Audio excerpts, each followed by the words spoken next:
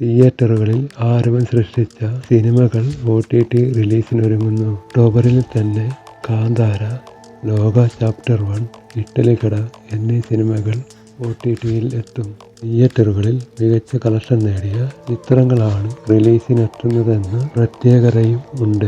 FIRR cinematic universe ആദ്യ വനിതാ super hero ചിത്രമായ ലോക തിയേറ്ററുകളിൽ മികച്ച കളക്ഷൻ നേടിയ ചിത്രം കൂടിയാണ്. കല്യാണി പ്രിയദർശൻ, നസ്രിൻ എന്നിവർ പ്രധാന കഥാപാത്രത്തിൽ എത്തിയ ചിത്രം ഡൊമിനിക് അരുണാണ് സംവിധാനം ചെയ്തിരിക്കുന്നത്. ഒക്ടോബർ 31 ജിയോ ഹോട്ട്സ്റ്റാറിലാണ് സ്ട്രീമിംഗ് ആരംഭിക്കുന്നത്.